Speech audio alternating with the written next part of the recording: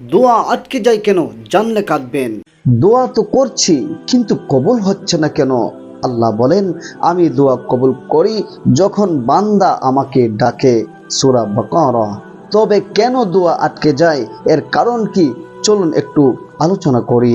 এক নাম্বার, হারাম রিজিক, অর্থাৎ আমরা যা খাই তার মধ্যে হারাম রয়েছে। দুই নম্বর, গুনাহে লিপ্ত থাকা, অর্থাৎ আমরা গুনাহ করে থাকি।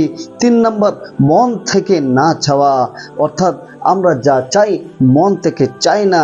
চার নম্বর, ধৈর্য হারানো, অর্থাৎ আমরা কোনো বিষয়ে ধৈর্য ধরতে পারি না। পাঁচ নম্বর, গীবত, হিংসা, অহংকার, অর্থাৎ আমরা একে অন্যের সমালোচনা করি, হিংসা করি, অহংকার করি।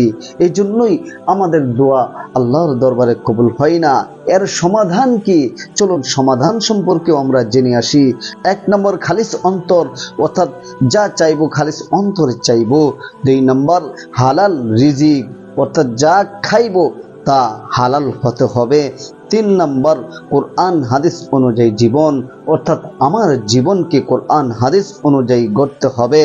চার নম্বর, অশ্রুসিক্ত দোয়া, অর্থাৎ আমি আল্লাহর কাছে যখন দোয়া করব অশ্রুসিক্ত দোয়া করব, অর্থাৎ চোখে পানি আনবো, কাঁদে কাঁদে আল্লাহর কাছে।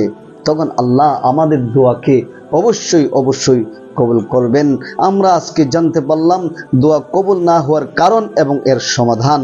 আপনি কি আপনার দোয়া কবুল চান? তাহলে আজ থেকে একটি হারামও ছেড়ে দিন, একটি ভালো কাজ শুরু করুন। ভিডিওটি ভালো লাগলে একটি লাইক কমেন্ট করে ভিডিওটি শেয়ার করে দিন।